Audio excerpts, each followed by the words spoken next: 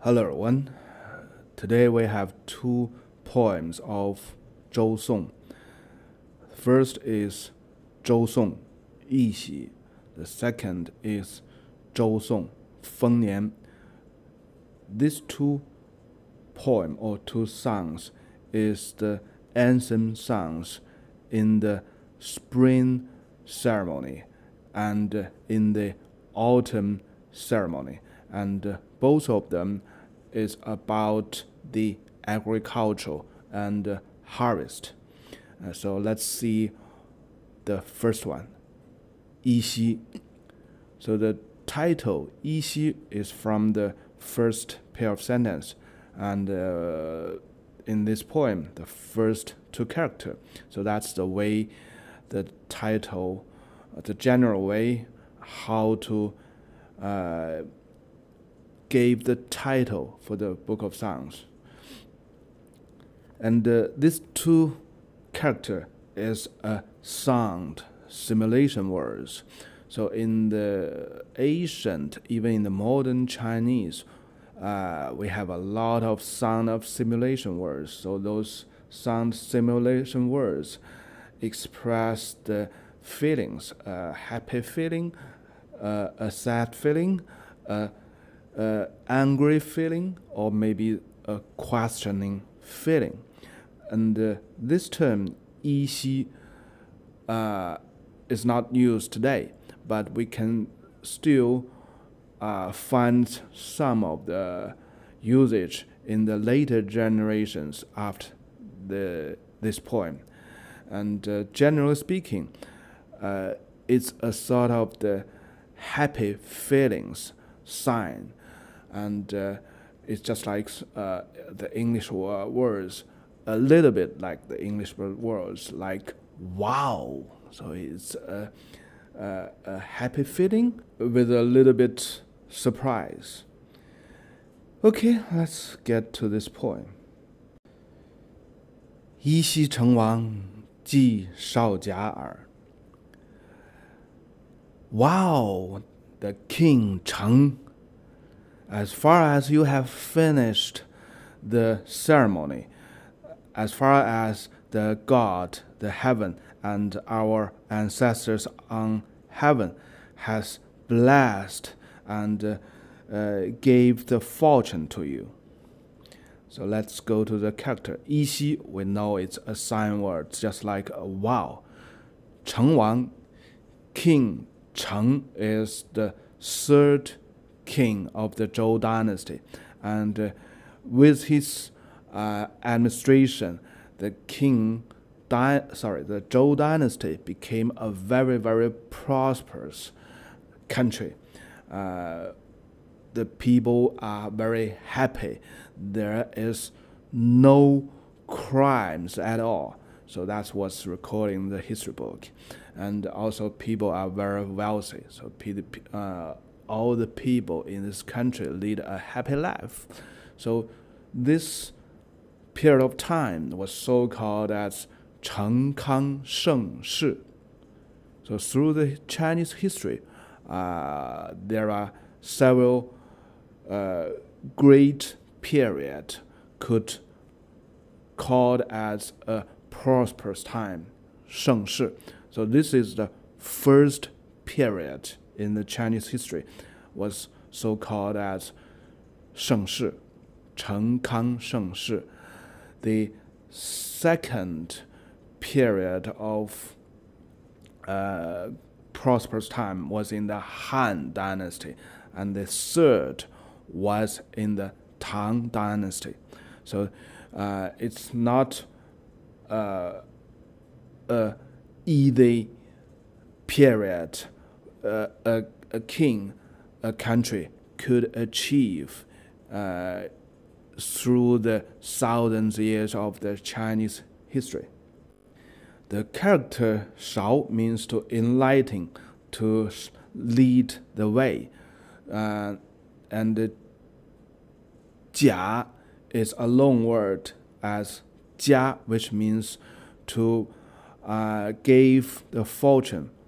The basically means the fortune is from a senior level person or from the god. And in this circumstance, in this poem, Shao, the enlightening, is from the god, from the ancestors. And Jia, the blessing, is also, the fortune, is also from the god, from the ancestors. And Ji means they have finished this process, this ceremony. So it's a long ceremony, have many processes. And the first part is to pray to the heaven, and then the heaven bless and gave the fortune to the people in return. So they have finished this process, and let's see what's happened next. Okay, the second pair of sentences. 率时农夫播厥百谷. So someone lead, and he make the planning for those peasants and his officers to seed the field with hundreds of crops. So let's see the character. 率, to lead. So this means the king leads all his citizens, his officers. 时 is a verb here, which means to do something according the timing, to make a time table for someone. So 率时农夫 means the king Cheng lead his people, and with a very precise timetable to seed the field with hundreds of crops. So the 百谷, the hundreds of crops, is a general term for all kinds of crops. Okay, the third pair of sentences. 骏发尔私终30里. So you have done a great work to plow the field, to plow your field, to plow your private field, and it's extended and finally ended in 30 miles. So this describes the farming field. It's such a big farming field. It extends to 30 miles. Of course, it's 30 Chinese miles, roughly equals to 15 kilometers. So let's go to see the character. 骏, to do something big and heavily, with effort. 发, to plow the field. 尔私, your private, your privacy. So here is, I have a great argument. So basically, there is one figure in this poem, the king Cheng, right? Of course, there's the heaven, because this song was sang for the heaven. It's an anthem song. And also, there is a hidden figure of this poem, the poet who write this poem, right? So let's review the poem again. 噫嘻成王，既昭假尔. Wow, King Cheng, as far as you have finished the blessing and to send the fortune to you. So who was this you? Er is you in Chinese. So here, you, in my opinion, it refers to King Cheng. So in this poem, in this story, there's three peoples or three parties. First thing first, the heaven. The heaven was always in the background, and the second is the King Cheng. He was always in the upfront. And the third is the poem, the writer. he was also in the background. And 尔, so who was this 尔 in this poem? He was just like talking to each other. 你 尔, you, something you. And you is actually King Cheng. So in this poem, sometimes he was called as King Cheng because he should point out who was blessed by the heaven, right? The King Cheng was blessed. And then he refers to King Cheng as 尔. So let's review the first 3 pair of sentences and make the story. So the writer started his writing like this. Wow, King Cheng, the heaven blessed you. The heaven sent the fortune to you. And now you lead and make the plan for all the peasants, all the officers under you. And they seed the field with all kinds of crops, with all kinds of seeds. And now they plowed, they are doing the field work greatly. So that field was your privacy. That's your private land. And your big land extended for 15 kilometers. So this is also proved in other classic literatures. The land of the king was also so-called as 千亩, 1,000 arcs. The land is of 1,000 arcs. Or sometimes it was also called as 大田. We also have a poem titled as 大田, the ground farming field. So that was all the alternative term referring to the land of the king. So be careful. The land of king has 2 meanings. Theoretically, all the land and the heaven belonged to the king, right? But he allocated those lands to his people. So those people was the nobles, was the marquis, was the duke, or was someone. So he allocated most of his lands to all his people. But still, he kept the most big piece of land for himself. And the crops, the assets from this piece of land, this big piece of land, also belonged to the king or to the commonwealth. So in Chinese, 公. So that's what the 公 comes from. But from the heaven's point of view, this commonwealth of the country, of the king, is a privacy. It's the it's the fortune gave to the king from the heaven. It's still a privacy. So that's the logic in this poem. And also you can check some other explanations.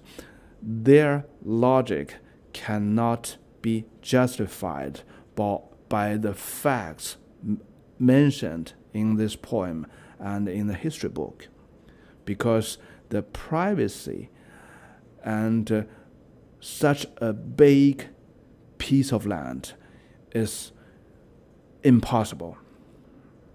In the history books, not a people could have such a big piece of land which extended for 15 kilometers.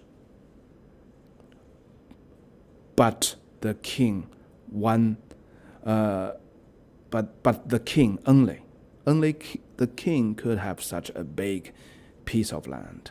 And when we're referring to the maps surround the capital area, where is the Xi'an city today, we can see that in some places from the town to the mountain field in this map, to the mountain fields, it's roughly some 15 kilometers, 20 kilometers. So if we're referring to this poem, very likely the poet was writing like this: we are doing this big farming work in your farmland, in the farmland of the king, and your land is so huge, and we can see it extending 50 kilometers to the south, which ended at the mountain foot, the South Mountain. And basically, I think that's what I'm thinking about when I'm reading this poem. And the last sentence is quite simple: 以服尔耕，十千维耦. So all the people, peasants, all the officers, they serve to plow your farming field, and 10,000 people, they coupled to plow your farming field. So this also explained how big the farming field was. So it's a big flat field, and the writer, of course the king as well, they saw the farmers was working on this farming field. There are 10,000 people, they are coupling with each other to do the plowing work. So why they call it 10,000 people coupling? That's the way how they plow the farming field. Just see this picture. So at the very beginning, it's the human being that to drag the plow to plow the farming field.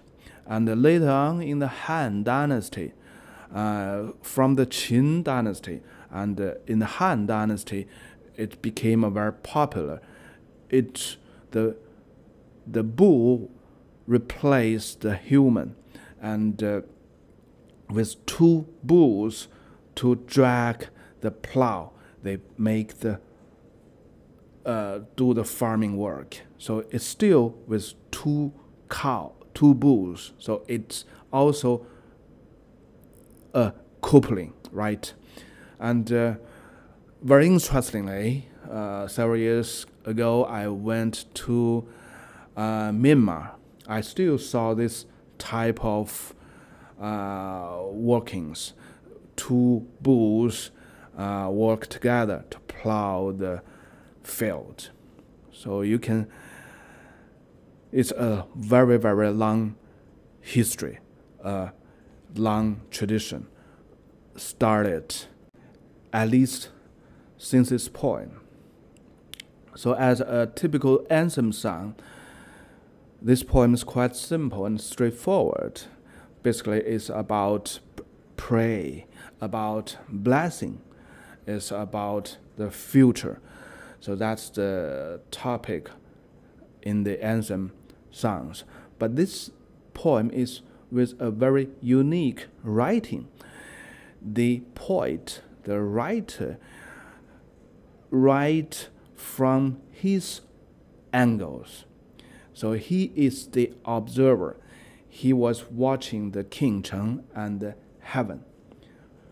And so at the very beginning, he observed the King Cheng received blessing and fortune from heaven. And after this process, this ceremony, the king Cheng lead his people into the field, and they started to work in the big piece of land, which extended some 15 kilometers. And the people working on this big field, this huge field, was 10,000 people, and they work as coupled, two men plowing a plow together. So from this poem, we can see some of the lifestyle and working style in a very, very long time ago, some 3,100 years ago, before us. Now let's look at the second poem, which was a grand ceremony in the autumn, the winter's time, after a harvest. The title, 丰年, means the huge harvest. 丰 means it's a very, very nice harvest. 年 just means to harvest. It could be a poor harvest. And so 丰年 together means it's a great, big harvest. The warehouse was full. Okay, let's see the poem. 丰年多黍多稍，以有高廪，万亿及秭。It's a nice year of good harvest. We have so many crops, and the warehouse was so high. The grains in the warehouse was countless. So basically, the first pair of sentences is telling us the harvest was such a nice harvest, and they can even cannot even to make sure how many crops, how many harvests they had, and the warehouse was so high, because you can see the typical warehouse is a round room. If the harvest is very big, they will build this room higher and higher. Let's go to see the character.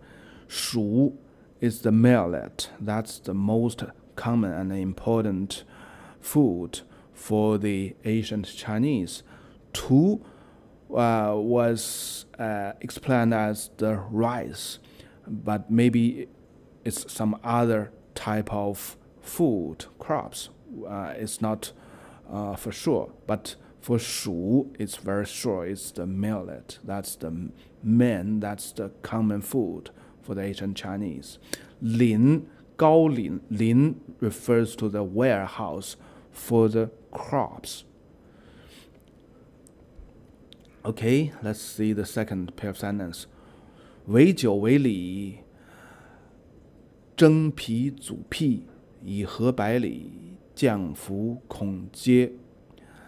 We brew the wine, and we brew the best sweet wine, and we offer the sacrifice to our ancestors, and to comply to the code of conduct.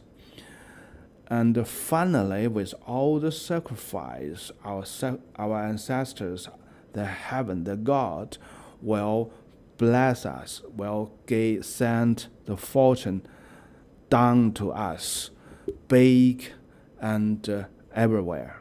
So it's very straightforward and easy understanding as an anthem song. So they have a big harvest, so they offer a very, very profound, big offering to their ancestors and heaven. The heaven was always in the background. So even the heaven, the god, was not mentioned in this poem, still there. But the focal point is their ancestors. 祖妣, 祖 refers to their very first their ancestors. 妣refers to the wife of their ancestors. So you may see some of the argument. The P is the grandma or is the passed away mother. Basically, this character refers to both. If we look at the picture of the variation form of this character, it just means that this person is a wife standing beside the man, beside the ancestors, right? So it could be a grandma, it could be a passed away mother. So it doesn't dedicated referring to the grandma or mother.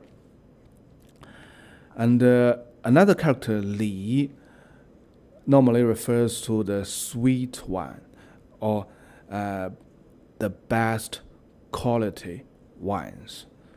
So here it point out 为酒为醴. It's tell us very clearly this is the most grand ceremony with the best dishes, with the best wines, because we have such a great harvest, and we offer all our best to our ancestors, and in the hope we will have a good fortune, we will have a good harvest in the next year. So basically it's a very, very simple. And so in the other words, you can see this the grand ceremony in the spring and in the autumn is the most important ceremony for the Chinese. And in other terms, the spring season, the autumn season, and finally, the Chinese use the two seasons term to represent the period of time, to represent the history, 春秋. So we use the term spring and autumn to represent as the word or equivalent to the word of history, because of these two grand ceremonies. The spring is the starting of the year, the starting work of year, and the autumn is the end of the working in a year, and the winter means to have a total relax, have the total rest. So you don't work in the winter time periodically. And so basically, when we review a year, the most important period is between the spring and autumn, because you all do all kinds of work in this period, right? And that's the history, right? Okay, that's for today. Remember, spring and autumn is the most key seasons for Chinese. Bye-bye for now.